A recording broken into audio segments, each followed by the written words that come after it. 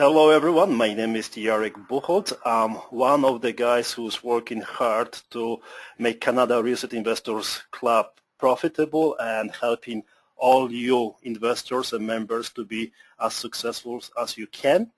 And we have a very, very good, knowledgeable investor, Mr. Michael Ponte from Vancouver. Hello, Michael.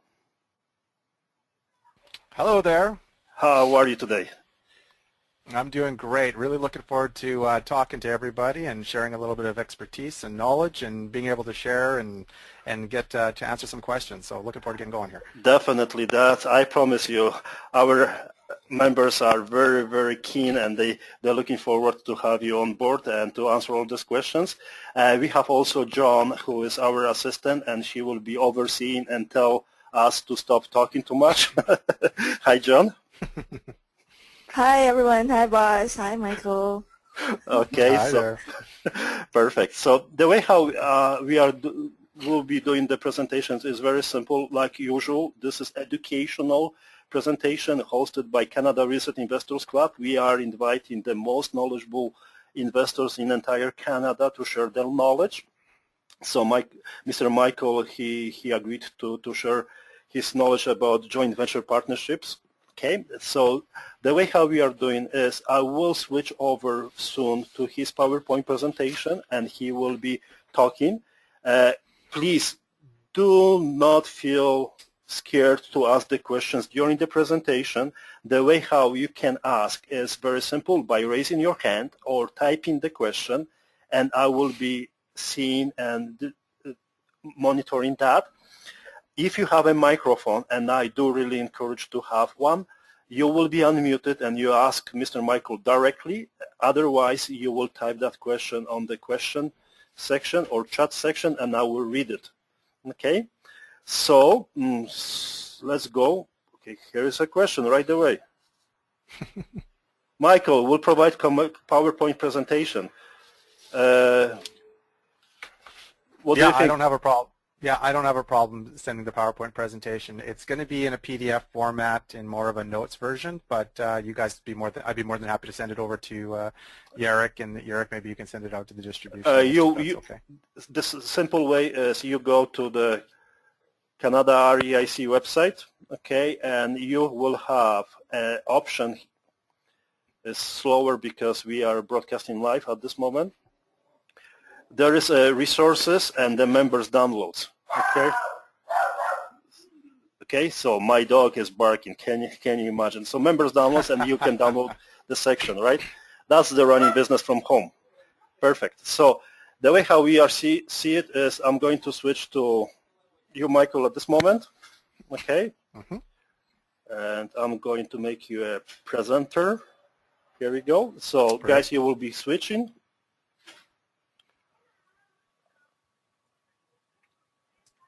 Okay, and you have to just show the screen. Perfect, great. Okay. Everybody sees the screen? Show yes? my screen, here we go. Great, perfect. Okay, so we're ready to go? Yes, you're ready to go. You can just click slideshow and start the presentation. Perfect, I'm just going to move this to the side here, excuse me. Okay, well, first of all, Jarek, I just want to thank you and Joan for the opportunity to speak in front of your guys' group, especially on this type of topic. It is such an important topic for people that are wanting to really expand their real estate investment journey. Again, my name is Mike Ponte. I'm the president and founder of Prosperity Real Estate Investments.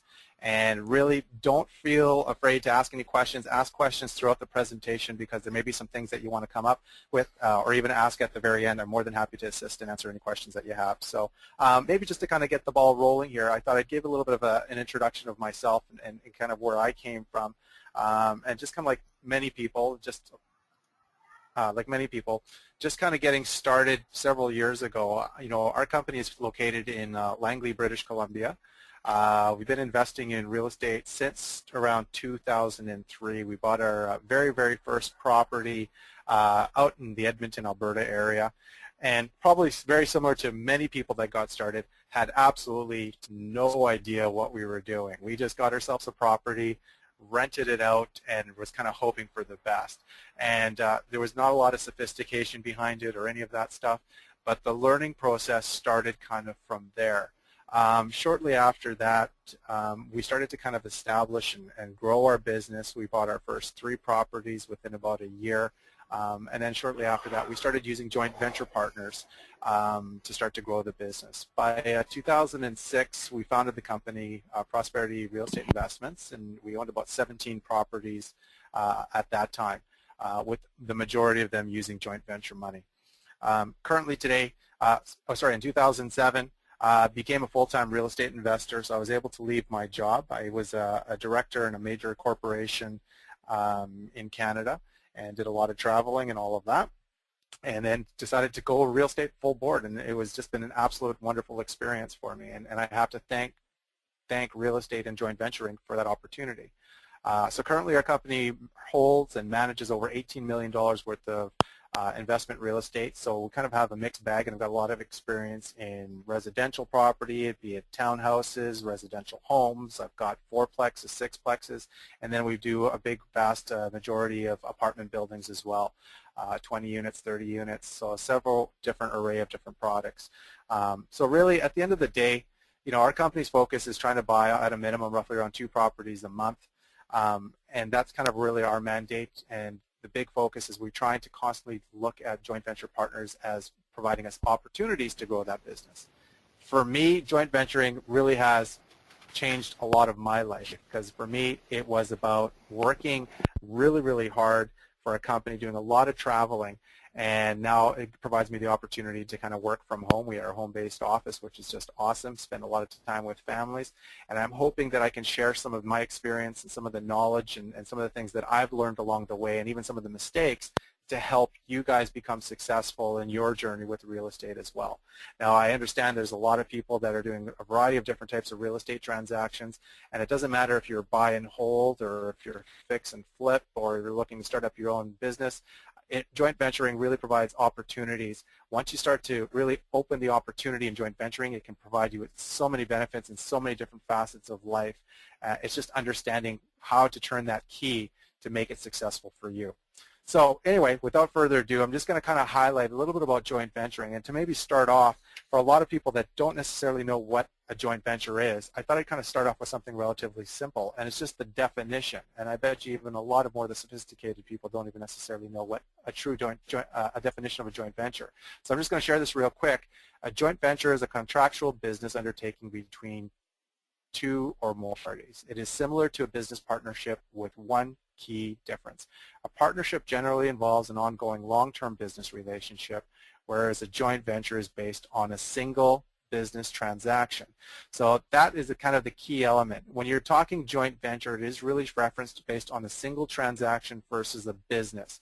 So when you're talking to your lawyers, that is really how they identify the differences in a partnership versus a joint venture.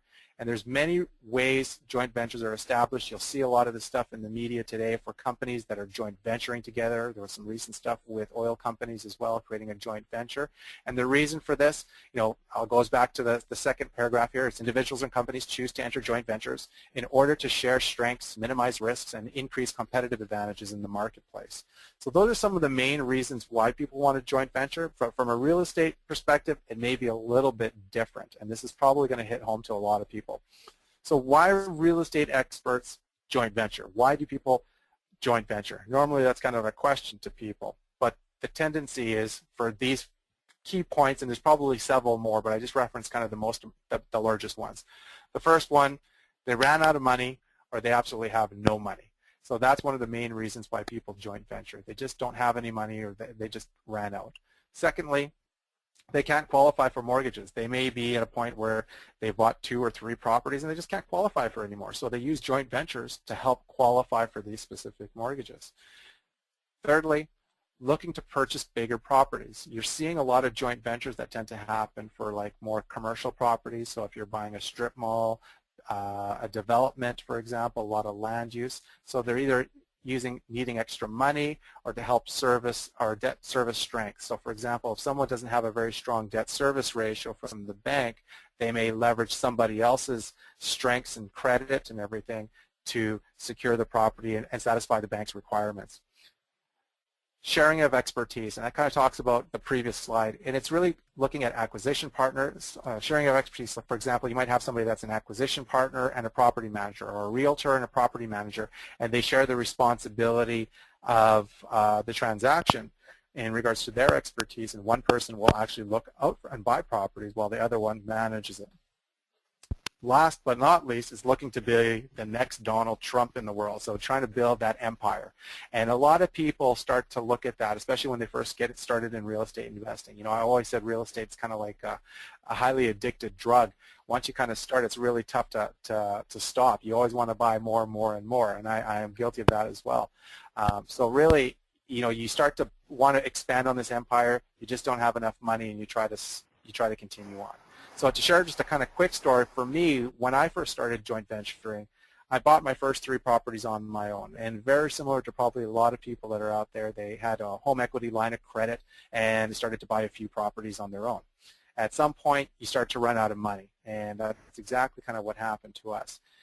Kind of my experience, and is in sales, and I had a very strong sales background in my previous career, and signed up multi-million-dollar contracts with my previous company, and just had a lot of fun with it. And I had all the confidence in the world that I would be able to raise joint venture money, no problem. So I was absolutely confident. So what I did is I literally spent about a good week preparing this big binder, roughly around 50 pages worth of market analysis, statistics, cash flow analysis, return on your investment, everything. So I was ready to hit the street. So I had this big, thick binder full of information ready to present it to our potential client. So my very first presentation pretty much sat the client down. He barely got his name out introducing himself before I started my presentation. Roughly around 3 hours later of me going through stats and analysis and cash flow analysis and returns on investment and everything like that, I was so excited, very passionate, and at the very, very end, I had to ask, so what do you think? And I got the answer that no salesperson ever wants to hear. He'll get back to me. In sales lingo, that pretty much says he's not going to be participating. So roughly around 7 presentations later, 3 hours per presentation, roughly 21 hours worth of presentations later, I got absolutely zero clients. I'll talk about a shot to the ego, especially for somebody that's been in sales for so long. It really hit home, and it was a really tough pill to swallow, and I really questioned what I was doing. And I'm sure for a lot of people, they may have gone through this already. And this is kind of where my presentation starts to turn. I literally went home with my tail between my legs and just told my wife the story, and I just said, listen, I've gone out presented, I've got this big binder, I spent a lot of time on this thing, I just don't understand why people aren't participating. So she asked me to pitch her real quickly. I said, great. So I started my presentation with her, and she's never been in sales in her life whatsoever, and she figured out the problem within about 10-15 minutes. She's like, when are you going to actually start talking about me and understanding what I'm looking for? I didn't realize this, but for me, I was spending so much time talking about how good this deal was, I had no idea what they were looking for. I was pitching something that they may not even be interested in. So for me, it really changed my mindset in regards to how I was presenting to my clients, which is what I'm going to be talking about today. Now, the best thing to do is try to understand what your money partners are looking for. And I did this with some previous seminars, and also with sorry, I'm just having some troubles here. There we go. So one of the things I do is I actually do seminars on a regular basis, and I also have a training program as well. And I ask this question of them. So I've probably met and talked to probably about 400 to 500 people, and the answers have always been the same. So really, what are money partners looking for? So I asked them the question, if you were a money partner, what would you be looking for in an investment partner or a real estate expert? And based on highest to lowest in regards to priority first, these are some of the main things that people were looking for. Okay, and if anybody met the Fockers, I kind of brought that out in the slide just because the circle of trust, because the absolute number one thing people were looking for is trust in the person that they were going to be giving their money to. And it's quite interesting, especially for the first 3 or 4 points. First came trust. Second was integrity and honesty. So it's really the perception of the individual. Third, the business plan. What is their purchase strategy? What is their strategy from the very beginning? And even more importantly, what is their exit strategy? So how long do they need to keep that money in play for, and when can they actually exit? What's the individual's track record? Is there some credibility? You know, for some people that may not have investment partners or don't own real estate, as long as there's some credibility behind you that you do what you say you're going to do, that does hold well as well for joint venture partners, even if you're just getting started. Now we start to get into some of the business side. You know, what's your management style? What types of things and how are you going to be managing the property? What's the security? What type of liability and risk that's involved? Is there minimal risk? Is there high risk? Common vision. Are the goals that you have very similar to the goals of the money partner? So those are some of the things. Now this is the interesting point. Point 8, return on investment. That's come in at one of the bottom in regards to understanding what their return on investment is. They are looking for safety, security, and even more importantly, they're looking for trust of the individual first before they even are looking at their return on investment. And based on the history and some of the things that I've learned over the last several years, if you're able to sell and you're able to provide trust to a potential joint venture partner, you could sell them a ton of property, no problem. But it has to start with trust first. Once they've trusted you, they will trust you wholeheartedly, and really you could pretty much sell them any type of property. Obviously you want to make sure that integrity and honesty is in play as well. So the last but not least is some financial tracking. Okay, but the real point of the whole thing was just your return on investment. For me, when I started my presentations with all these people, those first 7 people that I started presenting to, I presented on return on your investment, how good of a return this property was going to be able to provide you, yada, yada, yada. But what happened was I didn't get past the first 3 or 4 points first and didn't establish trust. So that's why I absolutely didn't go anywhere. I didn't necessarily understand what they were looking for. So using this as a guideline, and I highly encourage you to take some of these notes, because this really opened the door in regards to the amount of joint venture partners I was able to find, is starting out with trust, integrity, and honesty. And I'm going to share a few things with you in the latter part of the presentation of how you can start to do that in your presentations to help you get more joint venture partners. So I hope that will work out for everyone. Okay. So the important thing is trying to get in the head of your joint venture partner. Understand what they're looking for and what they have. So knowing your money partner. Okay. So here you've got an individual that may have $100,000. He has lots of choices to choose from in regards to finding different real estate partners. Now, I'm not sure how many people are on this call today, but at the end of the day, you guys are all competition for the same amount of money. Okay, now understand there's tons of money out there, but the reality, this individual has several choices of who he's going to give it to. So he wants to know who that person is. So what they have right now is they have equity more often than not from their home, a line of credit. They've taken a course or have gone to a seminar and have said, hey, listen, I can use my home equity line of credit to invest in real estate and be able to generate some cash flow, get a better return versus it just sitting there. They tend to often have a capacity to borrow for mortgage approval. So they normally have a debt service, a very low debt service, more often than not. So they are looking, they have the ability to qualify for the mortgages, which is what you're looking for. Even more importantly, because they're talking real estate, they do have a drive to improve their financial future, especially in these types of crises that we're seeing out there today. It's amazing with the stock market and everything going on. This is a great opportunity to be in the real estate game because it's providing so many options for people to look at a different alternative investment. Okay. Now, what they don't have is they don't have experience or knowledge in real estate investing. They don't have an understanding of the real estate market. They don't even know where to invest, a network of people to help them purchase. So they don't have no investment team, no property manager, realtor, mortgage broker. They don't have any of these people. They don't tend to have access to quality investment opportunities. And the big one is they lack time. They just don't have time. With kids, I don't know if anybody's got kids out there, but they know with all the hockey and soccer and ballet and all these things, it just takes up so much time from people's lives. And with the lack of time, they lack time to educate themselves on how to do it properly. So they're looking for someone to fill in that gap. And that's what you need to provide for them. So you need to be the one that provides the expertise, the knowledge, the understanding, and hopefully an investment team to help support them in what their goals are. And at the end of the day, you guys both win together. So why do people joint venture? Okay. So I'm going to use a little bit of an analogy here that I like to use. So imagine you've always had an interest in skydiving. Okay. So you go to a skydiving center and the instructor just gives you a parachute, no instructions, no nothing, says put it on, and then says go on the plane. The plane goes up roughly around 10,000 feet and then tells you to jump. You know, your initial feeling is pretty much very similar to what this guy is, I would imagine. Absolute scared to death, absolute fear, and not necessarily know what he's doing. Okay?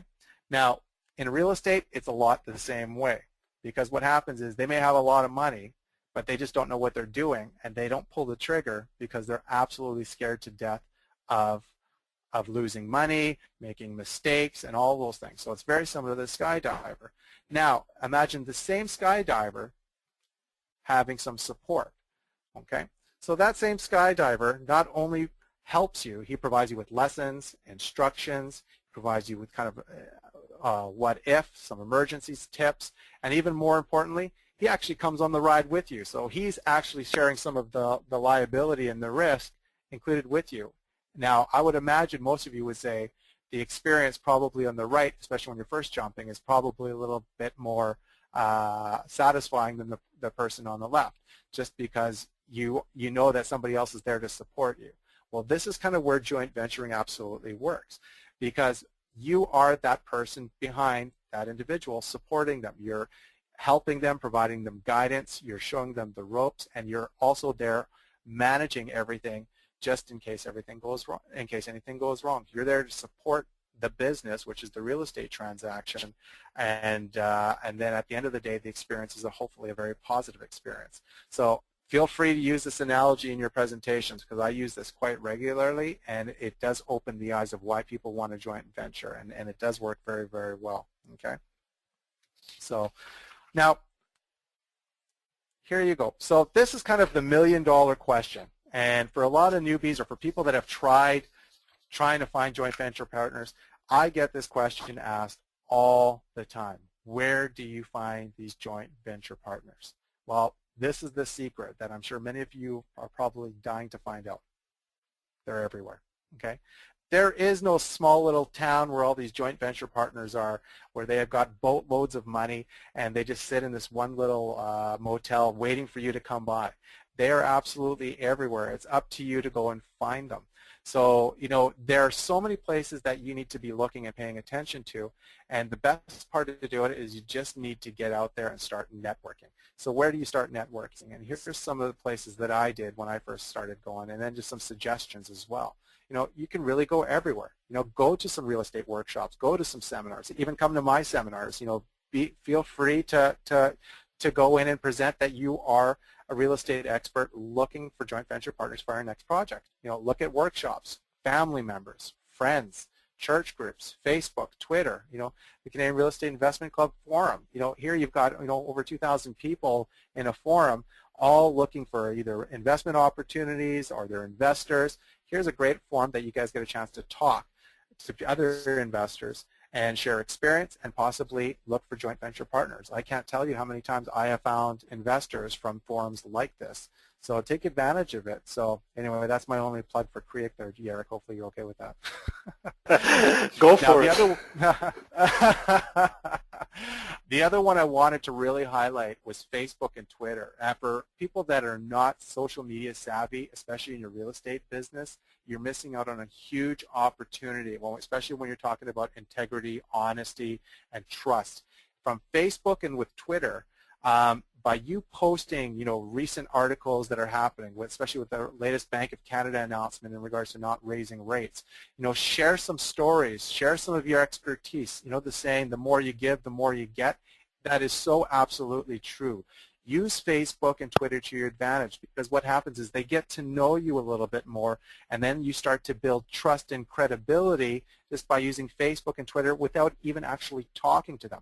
I can't tell you how many people I've talked to, and even myself, that have got leads from Facebook and Twitter from people that I've never talked to. They've just said, yeah, I've been following your Facebook page, Facebook posts, and love to get a chance to talk to you. So they, by utilizing Facebook and Twitter, it really helps you at least get out there if you don't get a chance to go to a lot of seminars and workshops, okay? So next, it's kind of really understanding where to start, and this is always one of the biggest challenges. A lot of people just tend to start joint ventures by just kind of getting out there. So they go out to the public and start trying to find joint ventures. But if we remember from our earlier scenario, the first thing people look for is trust. So you need to find people that already know you a little bit better and have some type of a understanding of trustworthiness, honesty, and some integrity. And the best place to start, to be honest, is your friends and family. So we talk about targeting your market, starting at one point first, okay? By looking at your friends and family, they have already got a chance to know you. They know who you are. They understand who you are. And the important thing is to start talking to them a little bit about real estate. Now, you don't want to be selling them constantly, but you want to just be sharing some of the things that you're doing. So some of the advantages with friends and family is they already know you. You've got a personal relationship with them, which is great, and it takes away those first 3 or 4 points with integrity, honesty, and trust, hopefully. And from there, it could be a much easier sale than versus dealing with somebody they've never talked to. Okay. The other part is there's very limited marketing expense that you need to incur as well in this business with friends and family. Now, some of the disadvantages. Okay. You got to remember, they know you. So that time when you were 12 years old and you gave your cousin that atomic wedgie, they will remember that. So they will also say, okay, I remember Mike when he did that. I don't know if he's mature enough to deal with that. And that is kind of a challenge that you have to kind of overcome, is that you become a lot more mature than when you were a little kid. The other challenge is they also expect a deal. Because you're a family member, that you're more willing to give some deals out versus the general public. So be aware that that may happen. The other challenge, and this is a very valid one, is it can strain some relationships with family. The biggest one, believe it or not, is jealousy. People become a little bit jealous that you're going down this road, that you are buying more property and becoming successful, and they don't want to participate in that because they don't want you to become successful. It sounds really awkward and really weird, but trust me, it does tend to happen sometimes. The other challenge with friends and family is they don't, every time they see you, they may tend to feel like you're trying to sell them all the time. So if they've already said no, just leave it, let it be, and then just enjoy your family and your friends. But again, don't hesitate to have a discussion with them and at least open up the conversation. When you're talking about real estate with people at a barbecue, share some of your experience and knowledge. Here's a perfect opportunity to actually show that you can be trusting and honest, and that you're an expert in the field that you're in. Sorry, I'm just going to have a quick water here. The next one here, the next stage is once you've kind of depleted your friends and family, the next circle would be your referrals, So these are actually referrals from friends and family. I would imagine several of you have asked for a referral in your days in regards to finding a good mechanic, a good dentist, a good doctor. And the reason why you do that is because you trust your friends. You trust your friends, and they're going to provide you with a good quality contact because you guys are friendships. Well, the same thing applies here.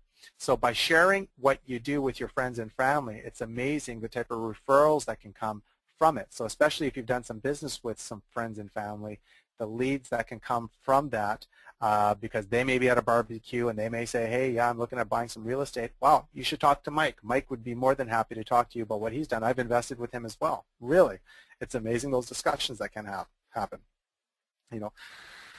The best part is referrals can actually be sold by your friends and family as well because of the experience, because they can say that you are a trustworthy person, you're an honest person. It starts to limit the amount of issues in the very first 4 sections of trust, integrity, and honesty that come up in regards to finding joint venture partners. Okay. Now, some of the disadvantages, they do require more work than friends and family in regards to building a relationship. They may take some more convincing, so it's not as easy as friends and family. And probably the bigger one is there's a little bit more expense in regards to marketing yourself. You may need some business cards and a few small different things to help establish yourself once you start to get into this bigger circle. So these are things you need to take into consider. So once you start to expand your horizons going from your friends and family to your referrals, more expense is going to also happen, longer timelines in regards to getting them to hopefully come over. So be expecting that. Last but not least is new relationships. And a lot of people that I talk to, specifically people that are just getting started in joint venture partners, start with new relationships, which, in my opinion, they should actually start with friends and families first. You know, the disadvantage there, this takes a lot longer to establish good trusting relationships, integrity, and honesty.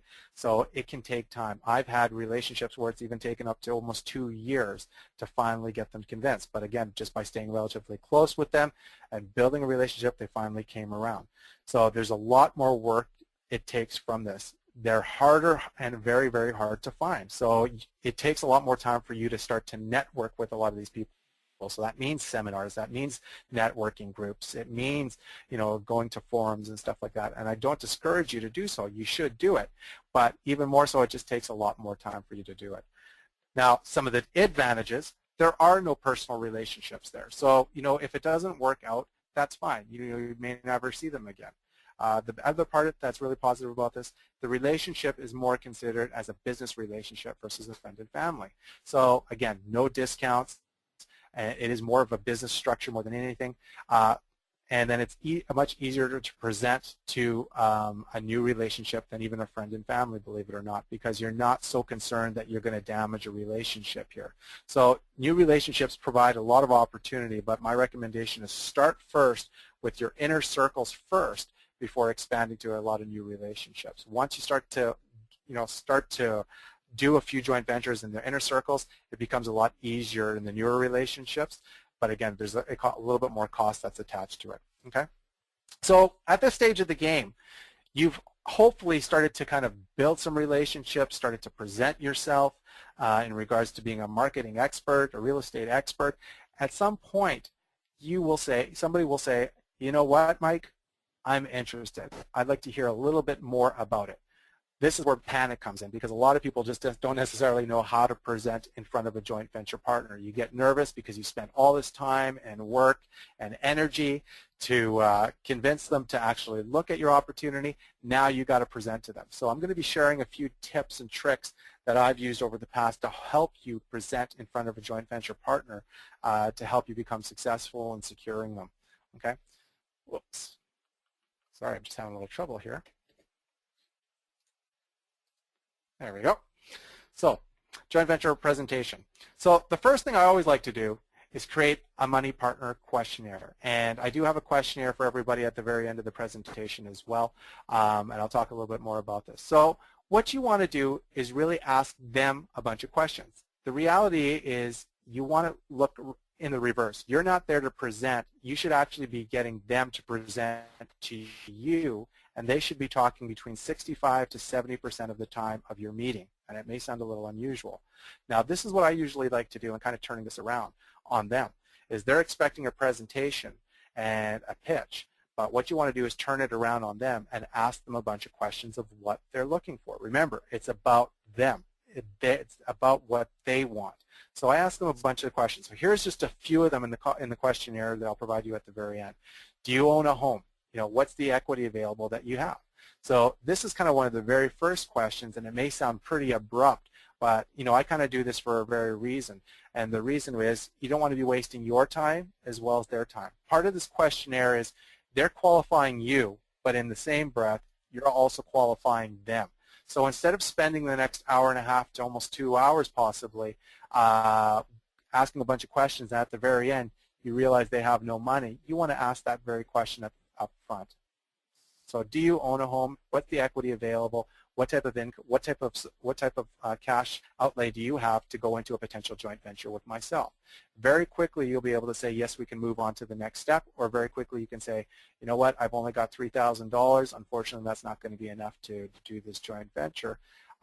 Maybe this isn't the right investment for you at this time, but we'd love to chat about it maybe down the road, and just kind of end it there. So right away, that's the very first question that I always like to ask, just to start to pre-qualify them in advance to see if this is the right candidate and I should be spending my time with them. Secondly, where do you want to be in 5 years financially, and what are your investment goals? This is a key question you want to ask, because what tends to happen is when they come to meet with you, they absolutely have no idea. They have no goals. They have no financial understanding, and they don't necessarily know where they want to be. So what you're doing is you're challenging them to try to come up with the plan right in front of you.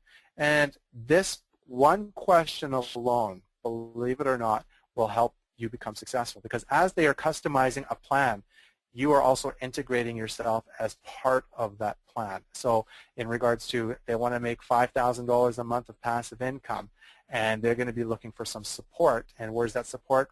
It's in the individual that's standing right in front of them.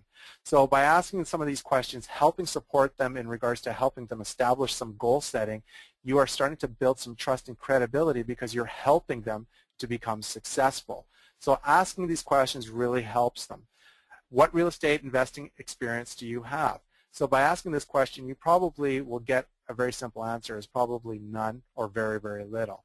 And it makes them realize why they want to joint venture with you in the first place, because hopefully you've got more experience than the couple or this individual has. So you're just kind of identifying it and letting them know that they don't necessarily have the experience, and that's why they need to come to you to do it.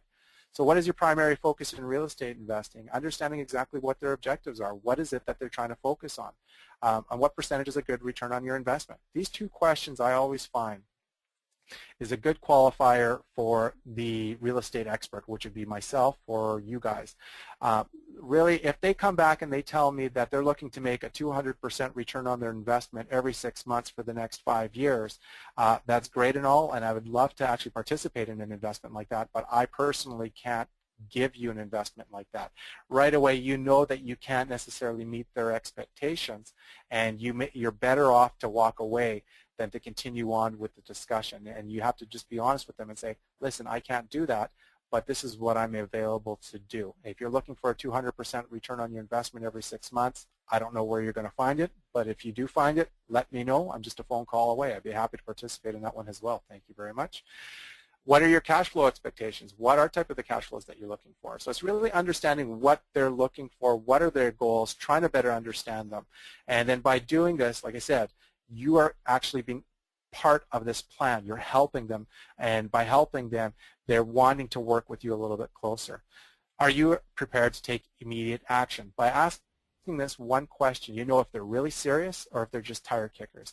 And if they're able to say, I'm ready to take immediate action, you know you've got yourself a very good quality lead and that you want to continue to pursue it. If they tell you that they are just trying to look for information, then you know there may not be anything in the very short term. So I've got a list of questions. They're roughly around 20 questions. I am going to give a free copy of the questionnaire at the very end to all the participants that are attending this. So I'll be more than happy to give this to you so you guys can use this to help you with your success. Now, question number 2, or part of your presentation, is this is the time where you actually start to present a little bit about yourself. And it doesn't need to be in too much detail. Really what you want to do is highlight that you're an investor, that you're looking for quality properties. These are the areas that I'm putting my focus and attention on, and this is what I'm doing. At this stage, you also want to be sharing how the joint venture split works as well. A lot of people think that they should wait the joint venture split of, more often than not, it's 50-50 at the very, very end. Hit it up front so you can take the shock out of it right off the very, very beginning. So if there's a joint venture and you want to say it's a 50-50 split, and I'll explain why shortly, then you kind of get that thing out there, that big matzo ball out there, so then you can start to explain why during your presentation. And I'm going to share a few little tricks and tips as well to help you overcome that objective as well. Okay. The next part is, well, after you presented yourself, it's about presenting your business plan, and it really highlights a lot of the key points that the joint venture partners are looking for. So it's really kind of going back to that second or third slide that I presented earlier. You want to present your business plan, the area that you're interested in, why, the types of property that you're interested in, strategy, what is it? What is your exit strategy? What are some of the things that you're wanting to do, that you're planning to do to help this joint venture become successful? And by doing so, you're going to be able to be, you're going to be upfront. They're going to see that you actually have a game plan in place, and it's very, very crystal clear. So they clearly understand it. They know when they're going to get in, how much it's going to be to get in, and when to get out. Next is a typical investment with a joint venture split. So for me, what I like to do is I don't actually share an actual investment deal with a client, especially in my first meeting. I actually just kind of give a typical investment. So kind of an idea of what cash flow returns are going to be, a typical idea of the types of equity that they're going to gain, and then in addition, the types of returns they would get based on an average deal. So I kind of use a little bit of my history to help share that experience and share the types of returns they would get. At the very end, you've presented everything. You've presented a typical investment, your business plan, and this is where a lot of real estate experts stop. They forget to ask for the sale. Don't be afraid to ask for the sale. With all the work that you've done in this presentation, ask for it. Ask them and just say, listen, based on what we've presented today, what's your feelings? What do you think? Would you be interested in taking a look at an investment opportunity? And if they say yes, right away, get them to sign a letter of commitment right there. So it's kind of more of a letter of intent. In some cases, some people like to do joint venture agreements. For myself, I'm just looking for a commitment. And most of the time with a letter of commitment, the commitment letter should just reference, yes, I'm interested in participating in a project. I'm willing to invest in a module of roughly around $50,000, $100,000, doesn't matter, and I'm going to be purchasing a townhouse or an apartment building, and I'm going to take a percentage share of 50% equity, 50% cash flow. So it's something really simple. You know, it's a one-page document. It should be really, really clean that you get them to sign. And after signing that letter of commitment, my recommendation is make sure you get a deposit. Get a deposit of between $3,000 to $5,000 and put that in a trust account, put that in a joint account between the joint venture partner and as well as the joint venture expert. And in this way, they can feel that they have access to and see the money at any given time. And that money is to be used for the purchase of an actual property. Okay? So those are some of the steps that I like to use in the presentation. And what I did in the past literally got me 0 leads, absolutely 0 in regards to just focusing on the deal. Now I actually don't really talk about a particular deal. I try to spend more time on them and just kind of give broad stroke some of the things that I'm looking for, some of the business plan, the typical investment. So right now, based on the way I'm presenting it based in this format, I'm a little bit more successful. I would say somewhere between 65 to 70% turn out to be joint venture partners. And it's just by following this presentation plan. And it does work very, very well when you keep focused on helping them and what are you going to do to help them achieve their objectives. Okay? So a lot of people ask me what a typical joint venture structure looks like. And there's many different ways, and I'm sure a lot of you have seen some of joint venture presentations in the past, and there's many different ways to spin it, but this is kind of a standard structure, okay? And this is very, very common, specifically in residential property. So if you're looking at townhouses, townhouses or fourplexes or something of that nature, that is a very, very standard, process. So typical joint venture structure looks like this. The down payment and the mortgage qualification is usually done by the money partner. So when you see MP, that's what it stands for, money partner. So the money partner comes up with the money, the down payment. They also come up and they also qualify for the mortgage as well. In regards to securing and managing quality investment property, that is the real estate expert. So for the real estate experts on this call, that would be yourself. So your responsibility is to get the acquisition, secure the property, and even more importantly, you've got to manage this thing. And so make sure this property is fully tenanted out if you're doing buy and hold. Equities earned, the equity earned is usually split 50-50. The cash flow that's split is usually 50-50. And the one thing a lot of people tend to not know is that in most cases, and especially some of your competition that you're looking at, your risk and your liability is also shared 50-50. So if the property by chance loses $10,000, $20,000, we'll use $20,000 as an example, your liability is also split 50-50 and you'd be losing $10,000. So you've got to be prepared for this, and this is extremely important why you need to choose good quality properties. You know, hopefully with good, strong cash flow to help mitigate a lot of that risk.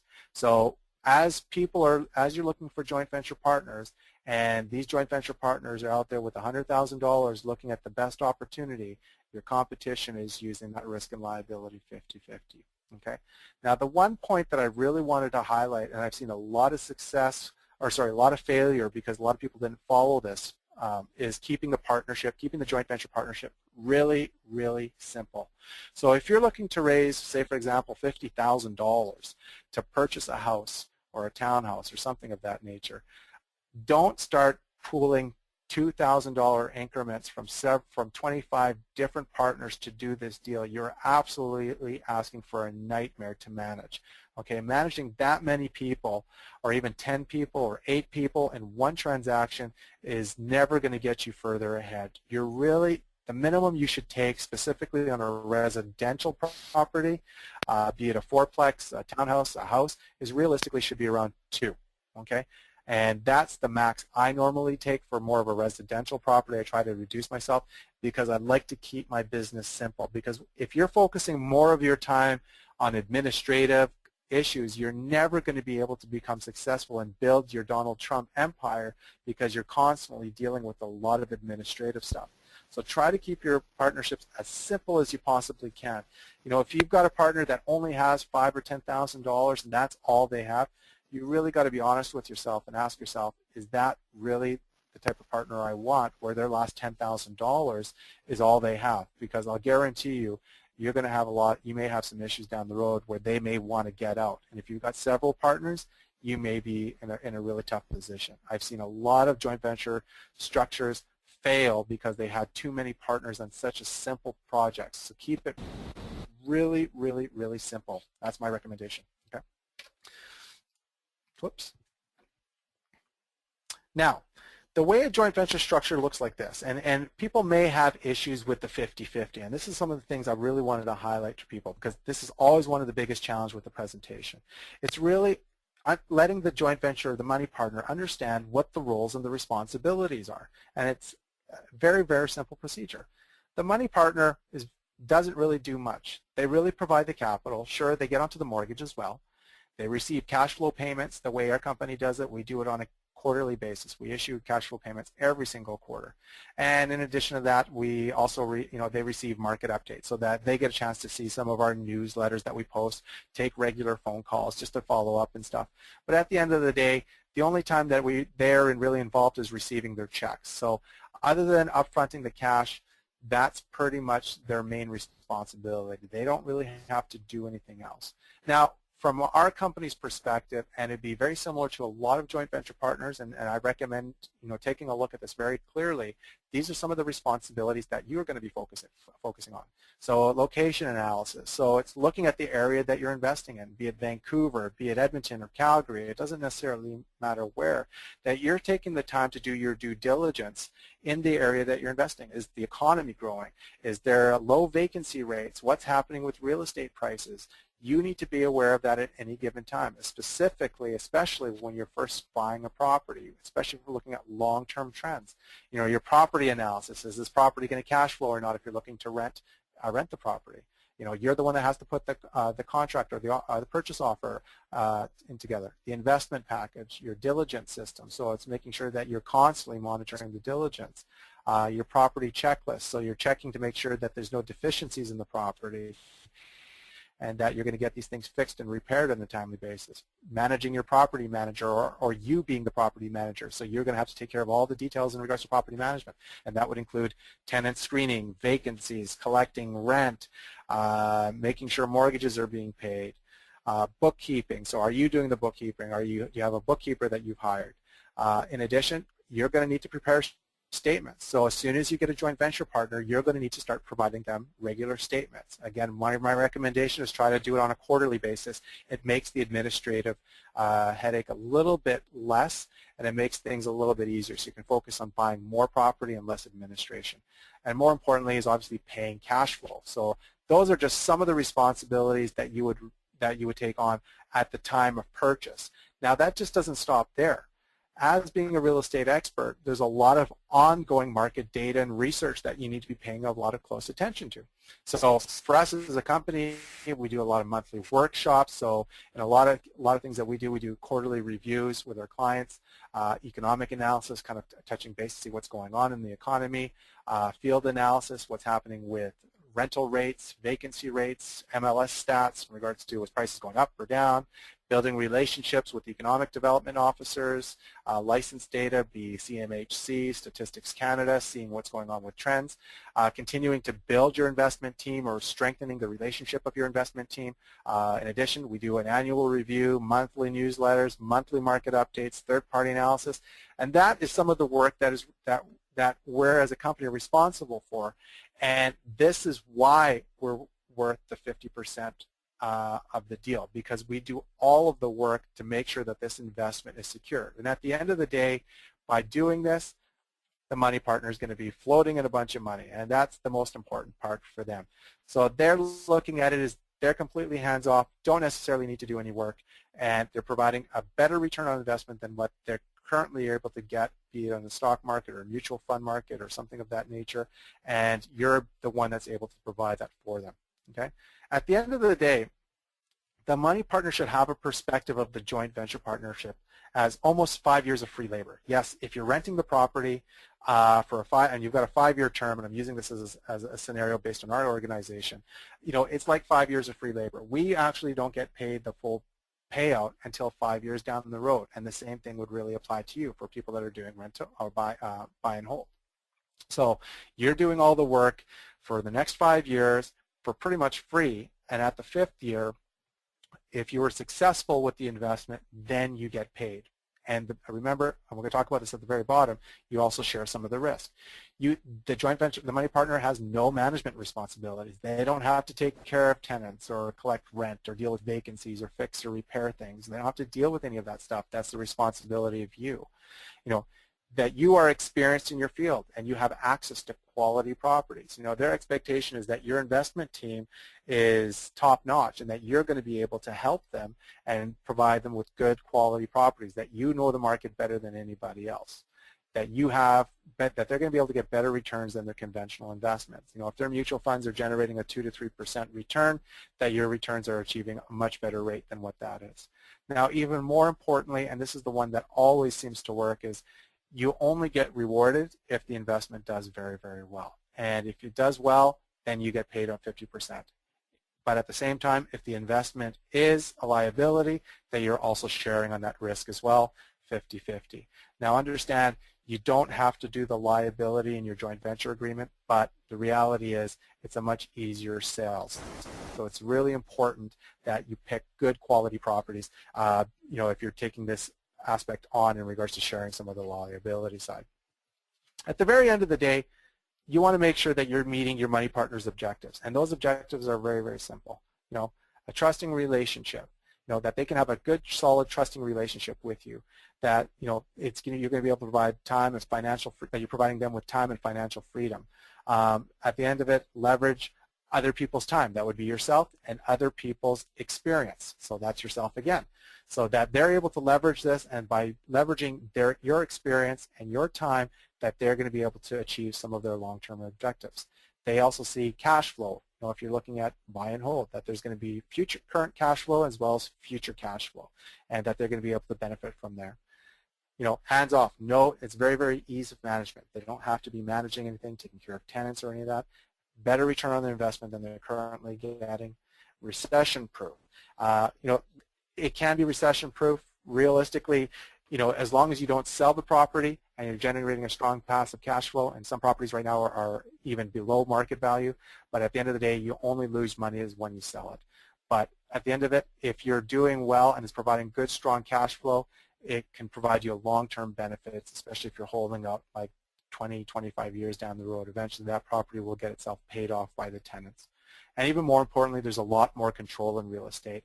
By you having regular discussions with them, you can always revise and adjust your plan, and there's much more control than in the stock market, where one day stocks can plummet, and where real estate doesn't see that same type of issue, where it takes a little bit of a longer time. So as long as you're meeting their objectives, you're going to have yourself a very, very happy money partner. And then what tends to happen is you take care of them, you build that strong, trusting relationship, they repeat, repeat, repeat, and want to do this with you. So this is going to kind of conclude my presentation in joint venture partnering. I do want to leave you with one quote. You know, teamwork is the ability to work together towards a common vision, the ability to direct accomplishments towards a team's objective, it is the fuel that allows common people to attain uncommon results. So by working together, more people can become much more successful. So take the time, build those strong relationships, work with your target market that you need to start with. So for people that are just getting started in joint venturing, you may want to start with your inner circles first and start to work your way out. So to kind of conclude, here's my contact information.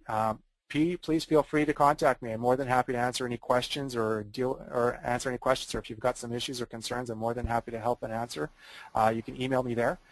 There's our website. Definitely follow us on Facebook and Twitter.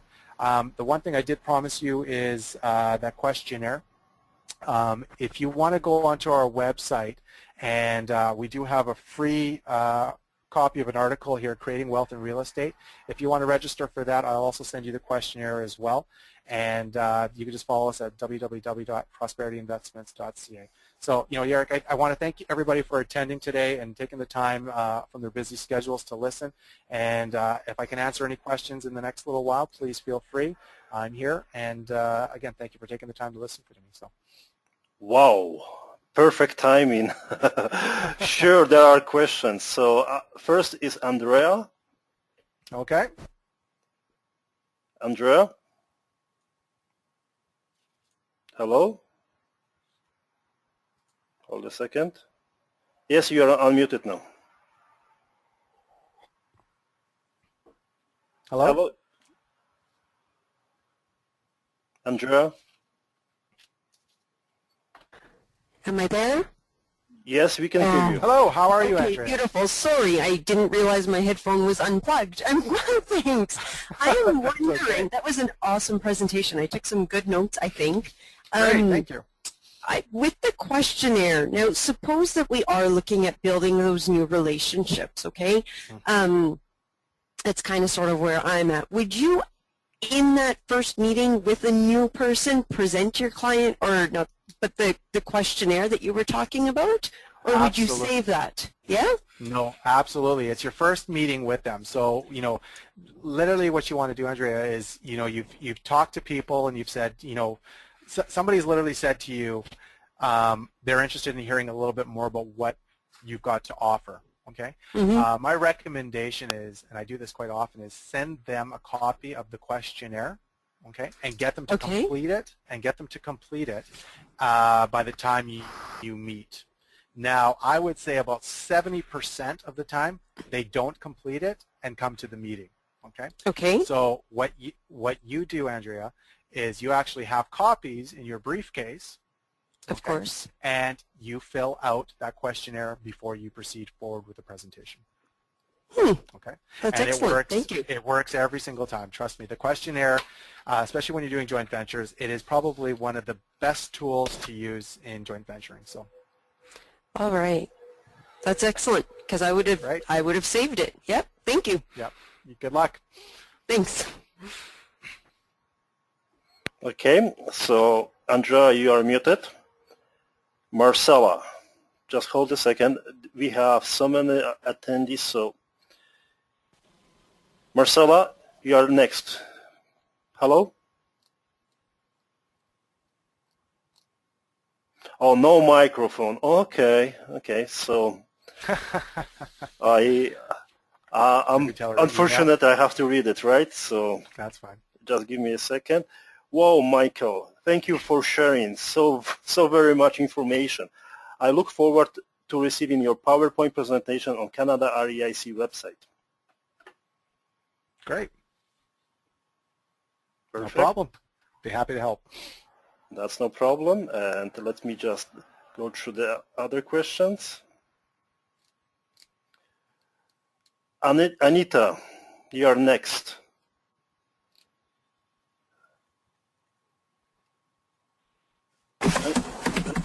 Yes, we can hear you.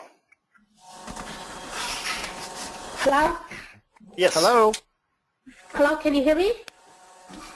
Yeah, we can hear you, Anita. Okay. Michael, that was an absolutely terrific presentation. The information in it and your style are worthy of an Academy Award, if I may say so. My question is, do you offer either one-on-one or group coaching, or alternatively, do you have a package of a more detailed step-by-step, including sample JV contracts that you offer, obviously for a cost? Yeah, I do actually. Sorry, Jarek. This is still supposed to be kind of more educational, but I'll have to plug it. Unfortunately, That's okay. Go ahead. All the questions. Yeah.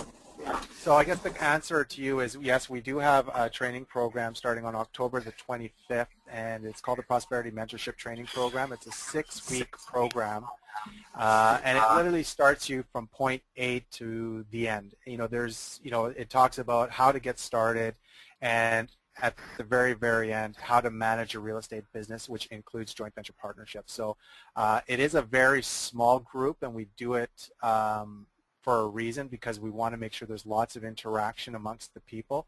We bring in a lot of guest speakers that come out to come share some of their experience and to teach you some tricks and some safety measures to help you become successful in real estate. So yeah, we do have a program that's available, and if people are interested, my recommendation is just send me a quick email and I can provide them with some further information on this one. We just launched this thing literally about a week ago, and I really didn't do much advertising on it. We're pretty much half full now. I think I've only got 5 spots left.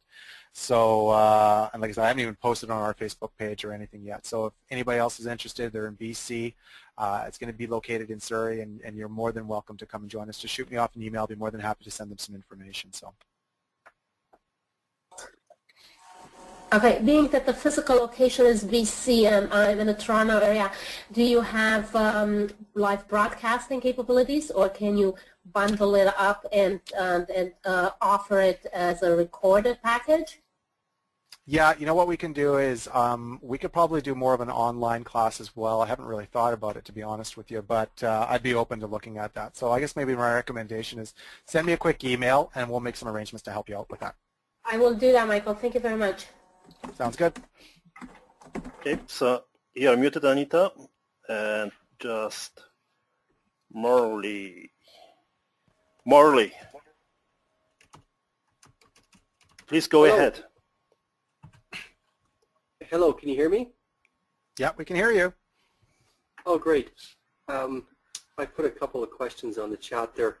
When you meet a person for the first time, should you possibly be asking for a private meeting later on, or what's the protocol when you first meet a person? Does that make sense? So like, for example, yeah, I think so. I'm just going to use this analogy, and you can tell me if I'm right or wrong. But say, for example, you've met somebody at a barbecue, hypothetically. Yes. Potential JV. So is this your first meeting with them? Say, for example, you're at a barbecue or something of that nature, and all of a sudden they say, I'm interested?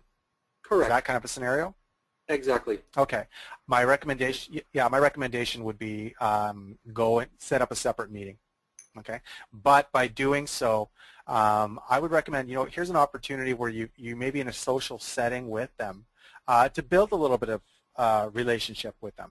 Here's an opportunity where you can kind of socialize, talk to them, let them get a chance to know who you are, and this way you get, and really don't talk too much about business. Talk a little bit about life and relationships, because that's what they're looking for. Is they want to know, they want to see if you're a trusting and honest person. If you're there plugging at it right away, you become a salesperson. Save the sales for later. Remember, you're not there to sell. It's about building relationships and trust and honesty first. And the best way to do that is talk about, especially in that type of setting, like a barbecue or a social setting, talk about everything else other than real estate. You can say, listen, I'll be more than happy to talk about real estate. Let's save it for our next meeting. Obviously you want to broad brush stroke it. Spend a little bit of time talking about it, but don't spend too much time talking about it. I would recommend you take that opportunity to get the chance to know them a little bit more, build that relationship. Sure, the conversation can turn real estate, but don't do the big questionnaire, the presentation at that very moment. Take it for a separate setting. That makes perfect sense. Okay. Thank you. Thanks for the question. I saw you wrote 3 questions, Morley. They're all related. They're all Okay. related to question answer. Okay. So You must be reading the Morley's mind, Mr. Michael. Okay, so you are muted. And,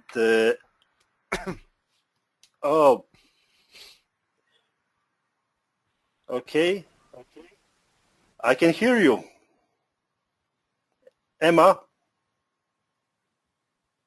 how you pronounce your name? A-M-M-A. Emma. Okay, no microphone. Okay, that's... okay. Thank you, Michael, for such educative presentation. I live in Surrey, BC. I will contact you later for further info. Sure, sounds great. Look forward to it. That's okay. So is there any further questions, guys? Because if not, we will close the webinar. So 30 more seconds, guys. Okay, Stuart, raise the hand. Right-hand cabinet, right? You have a microphone, Stuart. Oh, I do. Yes, you do. Yeah, you Oh, I do. do? Seriously? Yeah, I can hear didn't you. know that. Cool. Okay, just went on the website and was wondering, where was that questionnaire?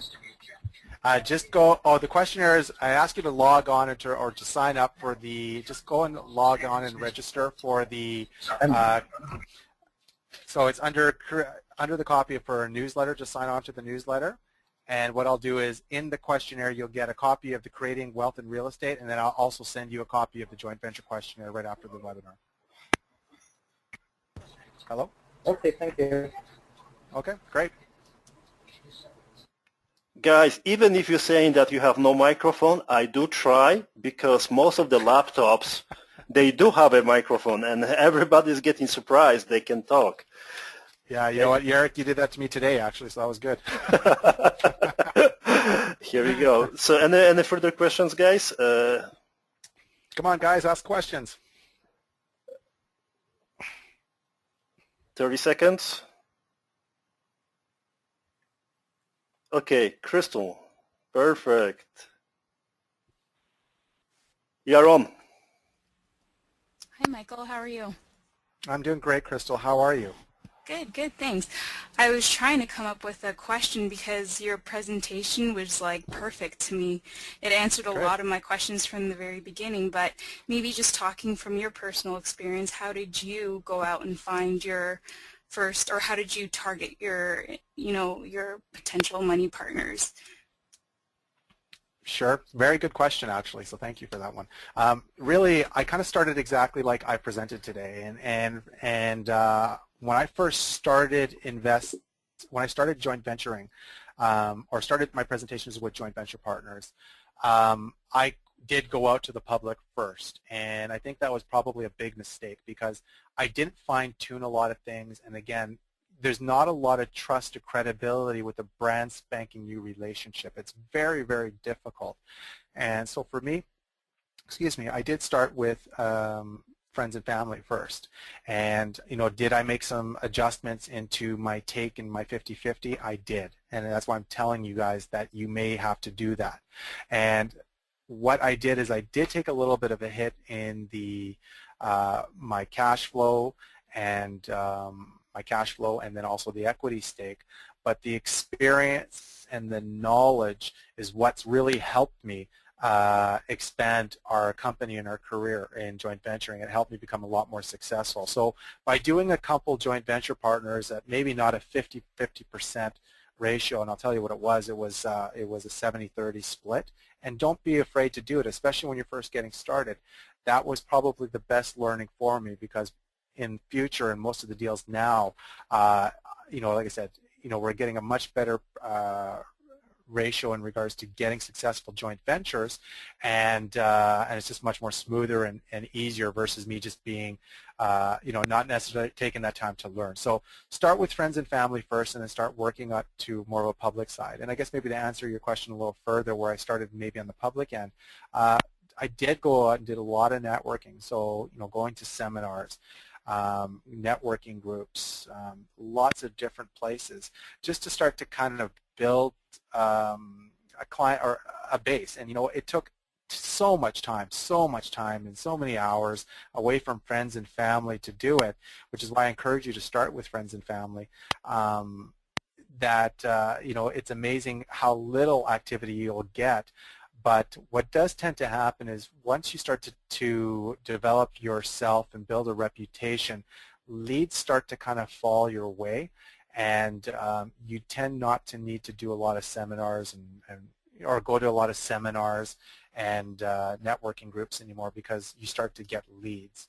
And you believe it or not, if you work really, really hard at the very beginning by going to a lot of networking, you'll be surprised at one point in time you'll have so much money that you won't even have a place to put it. I know a lot of people say, I wish. It does happen, trust me. I hope that answers your question. Yes, it does. Thank you so much. You're welcome. Good luck. Thank you.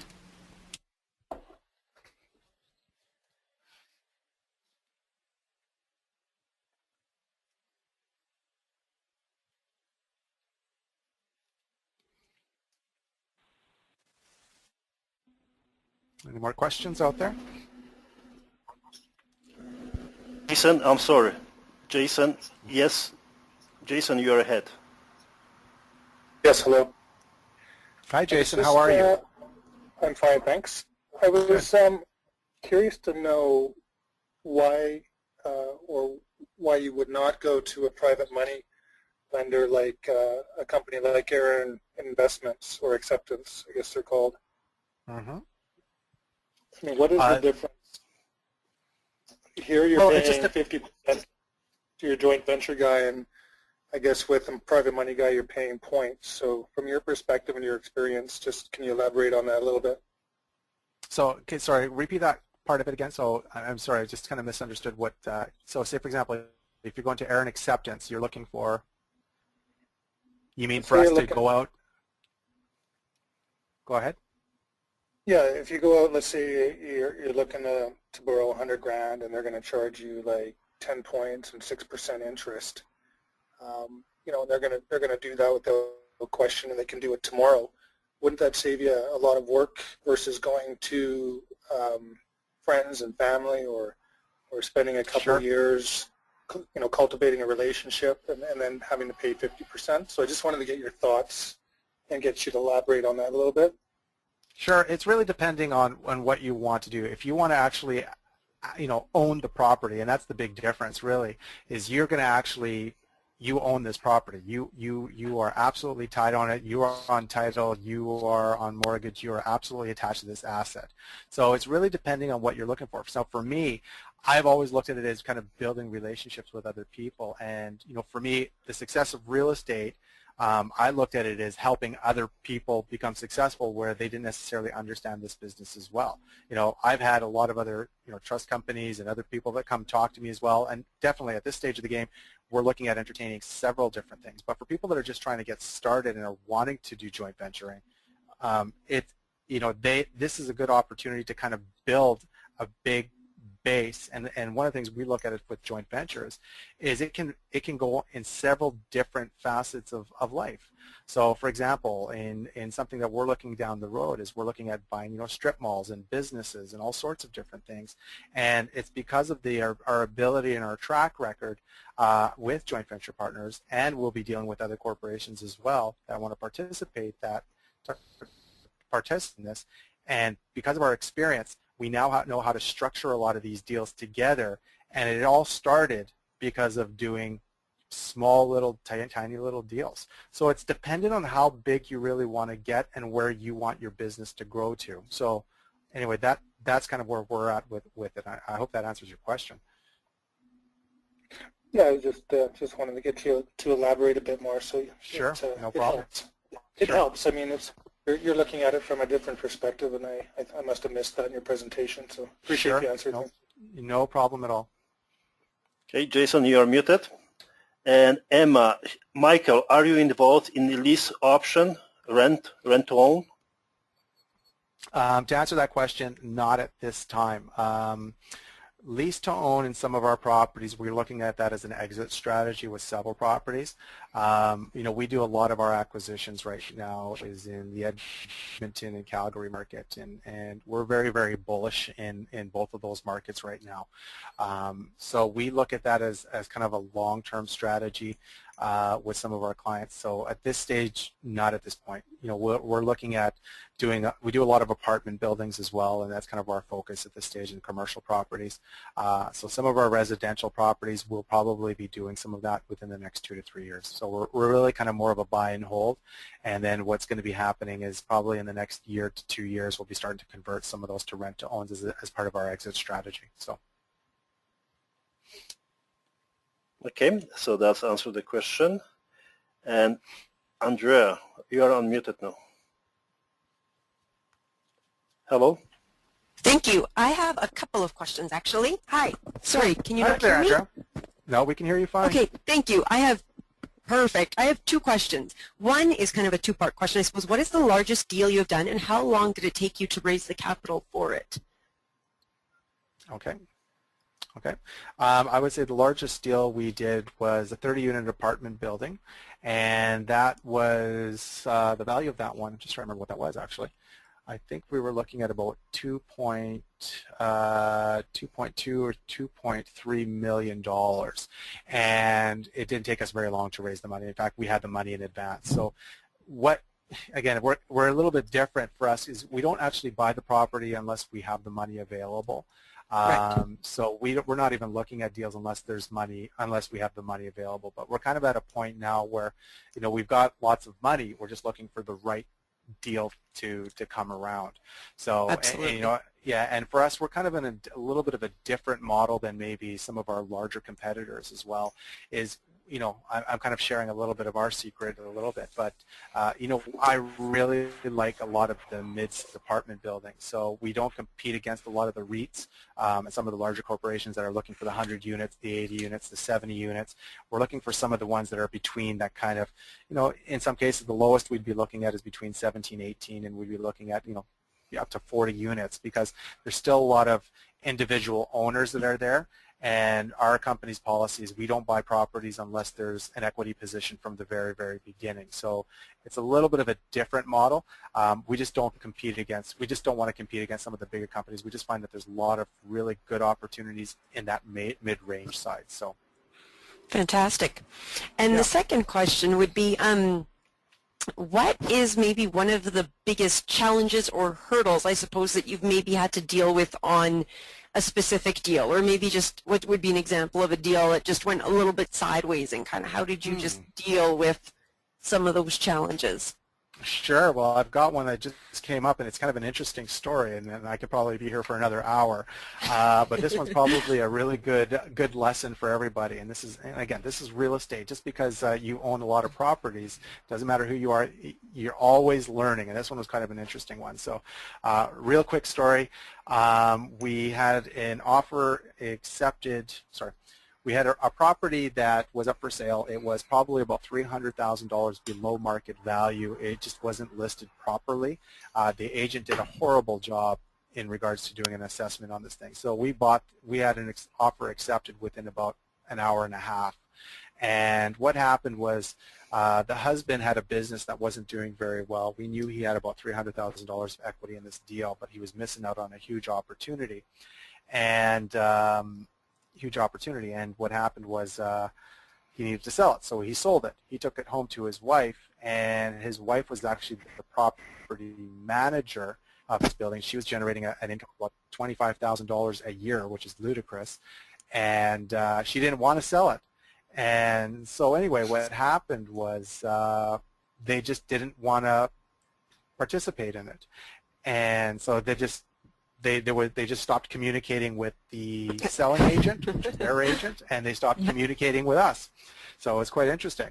So anyway, the way we had our contract put together, it was set up in a specific way, and I'm not sure how many people buy apartment buildings out there, but it was set up in a specific way where until they provided us with their information, the clock didn't officially start for condition removal. So we could have sat on this property for 20 years and the contract would still be live. Okay. Wow. So anyway, they weren't communicating with us, and it was kind of an interesting process. We tried to communicate with them, we tried to talk to them, and then what tended to happen was they weren't doing anything. So we sent a really strong worded letter from the lawyer, and we went to try to courier it to them, and they weren't accepting any couriers or nothing, so they weren't receiving it. So it was kind of interesting. So what we did is there was nothing. So it was kind of interesting to see what was going on. So we thought we'd try a different approach. So we actually put a caveat on title because they were neglecting their contract and it was breach of contract. So we put a caveat on title, so this kind of protected us, and this is a lesson, guys. This kind of protected us so they weren't trying to do a private deal, a side deal on the side, so they weren't able to sell it, even though they had an agreement that was live. What we had done is we had sent a bailiff over with the copy of the letter and a copy of the caveat at the same time, and it's kind of like an old movie where they actually, it was like 11 o'clock at night time, knock on the door, ring the doorbell. They opened it, threw it at them, and said, "You've been served." So anyway, they were absolutely scared to death of this, and they started to proceed forward. So that was kind of a very interesting issue, but like I said, that doesn't happen very often. In fact, it's never happened to me, but that was kind of one piece. So, and I guess to maybe answer one of your questions, probably one of the biggest challenges out there for a lot of real estate investors is property management. And Right. before you go, and before you start investing in real estate, my recommendation is make sure you have your team set up first, no matter where it is, and try to do your best to find a good quality property manager. And here's a great forum. The Canadian Real Estate Investment Club, you've got thousands of people from all over the country that are investing in their hometowns, in Alberta, in Saskatchewan, doesn't matter where. Use your forum to build, to get referrals and references and great forum to talk to other people and build your established team. So anyway, get your team set up, get a good property manager. So. Perfect. Thanks so much. You're welcome. Good luck. Okay, so more likely there is no more further questions. Okay. Last call, like in the pub. Okay, like in the pub you're spending your money. Here you're learning how to make them, right? So Exactly. Okay, guys. Any further questions? Raise your hand. Type in the question. 30 more seconds, and if not, we will finish. So here we go. Okay, Marcella, I don't remember if you have a microphone. Do you have? Okay. No microphone. Holy Moses. You make me work. Okay. Okay, Marcella, yes, at the present time we are building our team first, uppercase. Looks like we are well on our way onto our first JV. Marcella, congratulations. Congratulations. Congratulations. First one's always the hardest, but like I said, it becomes a lot easier than that. So congratulations. That's a big step. Perfect. And it looks like that will be a... Okay, sorry, let me just read it. Oh, okay, explanations why she doesn't have a microphone. Yes, I built my computer with help of my husband, so I have no microphone. Marcella. Marcella, with all due respect, go to the Future Shop, Best Buy, or anywhere else, and you get any kind of microphone. You just plug to this computer, and you will be talking. Simple. Okay, guys. So, Michael, do you have any final thoughts and any suggestions, any feedback which you would like to share with our members?